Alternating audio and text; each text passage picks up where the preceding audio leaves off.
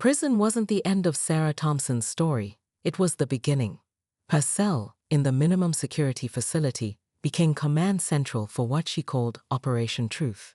Her cellmate, Carmen Rodriguez, a wrongfully convicted former detective, took one look at Sarah's case files and said, "Honey, this isn't just fraud. This is a pattern." Carmen introduced Sarah to Jenny Martinez, a former ethical hacker serving time for exposing corporate corruption. Jenny's eyes lit up when she saw the digital trail of Sarah's supposed crimes. "These timestamps are too keen," she observed during their library meetings. "Nobody's digital footprint is this perfect. It's like someone wrote a story and planted the evidence to match." The breakthrough came from an unexpected source. A letter arrived from Uruguay, the return address written in elegant script: Isabella Durham Pierce, Michael's first wife, the one he claimed died in a boating accident 5 years before Sarah met him. The 4-page letter detailed a similar scheme: a whirlwind romance, suspicious financial activities, a convenient accident that was meant to end in her death. Isabella had survived and gone into hiding, following Michael's activities from afar. Rebecca was there too, Isabella wrote. "She played the devoted friend, just like with you. It's their signature move." Armed with this information, Sarah's new legal team, funded by a justice advocacy group, began unraveling the elaborate conspiracy. They discovered 7 other women across 3 states, each with similar stories of betrayal involving Michael and Rebecca. Bank records showed a pattern of transfers just below reporting thresholds. Isabella's testimony, delivered via secure video link, provided the missing link that connected all the cases. The dominoes began to fall. Rebecca's carefully constructed digital trail had one flaw. She'd used the same encryption key across multiple frames. When Jenny identified this pattern, the entire fabrication unraveled. The prosecution's star witness, Diana Chen from the audit team, reversed her testimony, admitting she'd been fed selective information. Sarah watched from her prison cell as news networks covered the arrest of Michael and Rebecca at the airport, attempting to flee to a non-extradition country. The designer clothes and confident smirks were gone, replaced by handcuffs and genuine fear. On the day of her release, Sarah emerged different from the woman who'd entered 3 years earlier. Her eyes held steel, her shoulders squared with newfound strength. A crowd of supporters waited outside. Carmen and Jenny, both freed earlier through similar evidence reviews. Isabella, who'd flown in from Uruguay, and dozens of other women who'd found justice through Sarah's case. The story made headlines. Financial advisor cleared, elaborate conspiracy exposed. But Sarah wasn't interested in media attention. Instead, she founded the Phoenix Foundation, an organization dedicated to helping women rebuild their lives after betrayal and wrongful conviction. Her corner office was replaced by a modest space in a women's advocacy center. But for the first time, she was exactly where she wanted to be. Sometimes, she told a group of survivors, "You have to lose everything to find out who you really are." On her desk sat a framed news clipping, not of her exoneration, but of Michael and Rebecca's sentencing. It served as a reminder that justice, while slow, was worth fighting for. Sarah Thompson's Instagram feed told the story of a woman living her best life. Her latest post showed her clinking champagne glasses with Michael, her investment banker husband, at the Ritz-Carlton's rooftop bar. The caption read, "8 years and still falling in love every day. #blessed #couple goals." The post garnered hundreds of likes, including a heart reaction from Rebecca, her best friend since college, who commented, "You two are perfect together. Dinner at my place this weekend?" What the carefully filtered photos didn't show were the quiet moments of doubt that had begun creeping into Sarah's mind, like the way Michael's phone would buzz constantly during their date nights, or how he'd step away from Sunday brunches to take calls in hushed tones. She'd written it off as work stress. The markets had been volatile, and his clients were demanding. But something felt different lately, like a shadow passing over the sun so quickly you wonder if you imagined it. The first real crack in her perfect life appeared on a Tuesday morning at Morrison Financial, where Sarah had recently been promoted to senior financial advisor. She was reviewing client portfolios when her computer flickered, showing a login screen she was certain she'd never seen before. It disappeared so quickly, she convinced herself it was just a glitch. That same evening, she found a burner phone tucked inside Michael's gym bag while putting his clothes in the wash. "Honey, what's this?" she asked, holding up the basic flip phone. Michael looked up from his laptop, his expression shifting from surprise to amusement, so smoothly it was almost imperceptible. "Oh, that old thing. It's a backup phone for emergencies. You know how sketchy the reception gets when I'm traveling upstate to meet clients." He explained it so naturally, with that disarming smile that had made her fall in love with him at Rebecca's housewarming party 8 years ago. Sarah felt foolish for suspecting anything.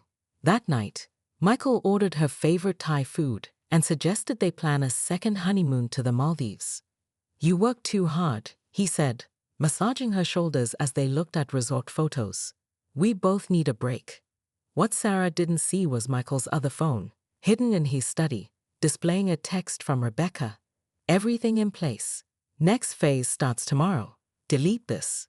Later that week, during their regular Friday dinner at Rebecca's apartment, Sarah noticed her best friend seemed distracted, checking her phone more often than usual. When questioned, Rebecca blamed it on a stressful project at the IT department. "The new security protocols are killing me," she said, pouring more wine into Sarah's glass. "Speaking of which, how's that corner office treating you? You deserve it after all your hard work." Sarah smiled, feeling grateful for having such supportive people in her life. She didn't notice the meaningful glance exchanged between her husband and best friend as she took another sip of wine. And she certainly didn't know that while she was sharing stories about her new responsibilities, Michael was in Rebecca's home office, using Sarah's saved passwords to transfer another $50,000 from her largest client's account through a maze of offshore shells. The promotion came with a bouquet of roses on Sarah's desk and a congratulatory email from the board. Senior Portfolio Manager, the title she'd been chasing for 3 years. The corner office had floor-to-ceiling windows overlooking Boston Harbor, and her new leather chair still squeaked when she turned. It should have been perfect. "You've earned this," her supervisor, James Martinez, said during the announcement. His smile didn't quite reach his eyes. Later, Sarah would remember that moment and wonder if he'd already suspected something was wrong. The first discrepancy appeared in the Rodriguez account, a longtime client with a conservative investment strategy. Sarah noticed an unauthorized transfer of $75,000 to an unfamiliar offshore account. She immediately flagged it to compliance, earning praise for her diligence. What she didn't know was that this discovery was orchestrated, a small sacrifice designed to establish her credibility for the larger scheme. At home, things were unraveling in subtle ways. Michael's business trips grew more frequent. "The market's unstable," he'd explain, kissing her forehead. "Everyone's pulling their money out of tech stocks. I need to handle this personally." Each time he left, Sarah found herself calling Rebecca, who always seemed available, always ready with a bottle of wine and a sympathetic ear. "I found a receipt for a women's bracelet in his jacket," Sarah confided one evening, curled up on Rebecca's plush sofa. "It was from last month, but I never received any jewelry. Maybe it's for his mother's birthday." Rebecca suggested, her phone discreetly recording every word. "You know how close they are." She didn't mention that she was wearing that very bracelet under her long sleeve. At work, more irregularities surfaced in Sarah's client accounts. Small amounts at first, then larger sums, all traced back to her login credentials. Rebecca, working late in AT, methodically planted digital breadcrumbs, login times that matched Sarah's gym visits, password changes during her lunch breaks, emails that would appear to be deleted but were secretly archived. The trap was elaborate. Every time Sarah used her computer, Rebecca's hidden program recorded it. Each time she confided her marital troubles, the recordings were edited to sound like confessions of financial pressure. Michael played his part perfectly, making large purchases that would strain their credit, establishing a pattern that prosecutors would later point to as motive. Then came the anonymous tip to the SEC, an email detailing concerns about Sarah's trading patterns, sent through a proxy server in Rebecca's apartment, while Sarah and Michael were at a charity gala. The photos from that evening showed Sarah radiant in a black evening gown, Michael's arm around her waist, Rebecca taking their picture. The timestamp on those photos would later become crucial evidence, proof that Sarah was there, smiling for the camera, while her life was being systematically destroyed by the two people she trusted most. The beginning of the end started with whispers. Sarah noticed them first in the break room. Conversations that stopped when she entered, sympathetic glances from colleagues who used to greet her warmly. Her assistant, Jenny, began leaving printouts of account reconciliations on her desk without making eye contact. The office that had once felt like a second home now hummed with an undercurrent of suspicion. The internal audit team arrived on a Wednesday morning. 3 stern-faced individuals in charcoal suits, led by a woman named Diana Chen, who'd built her career on uncovering financial fraud. They commandeered the conference room next to Sarah's office, requesting files, passwords, and access to all her accounts. Sarah cooperated fully, certain there had been some mistake. "Mrs. Thompson," Diana said during their third interview, "can you explain these transfers to Cayman account number 84723X? She slid forward a document bearing Sarah's electronic signature. Sarah stared at it, baffled. She'd never seen the transaction before, yet there was her signature, clear as day. That evening, she found Michael in his study, surrounded by papers. "Something's wrong at work," she began, her voice trembling. "They're investigating my accounts, but I didn't." "We'll hire the best lawyer," he interrupted, pulling her into an embrace that felt rehearsed. "Whatever it takes." Over her shoulder, he typed a quick text to Rebecca, "It's time." The arrest happened during the morning meeting. 2 FBI agents in dark suits entered the conference room where Sarah was presenting quarterly results. "Sarah Thompson," one announced, "you're under arrest for embezzlement and wire fraud." The click of handcuffs echoed in the sudden silence.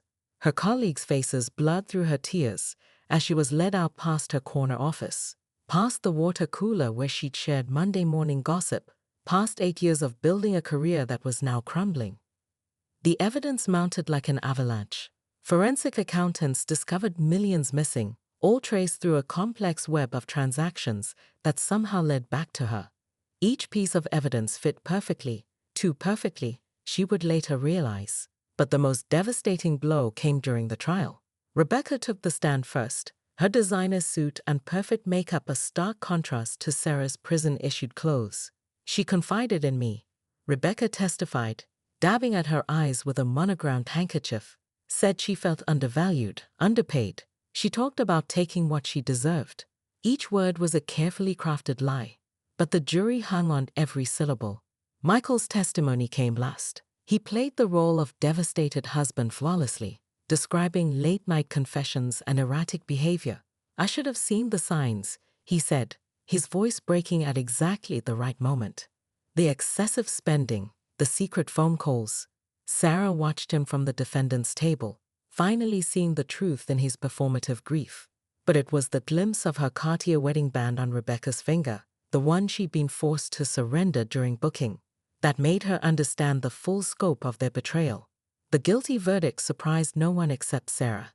As she was led from the courtroom in shackles, she caught them sharing a triumphant glance. In that moment, she realized that her imprisonment had been their goal all along, the perfect end to their perfect plan.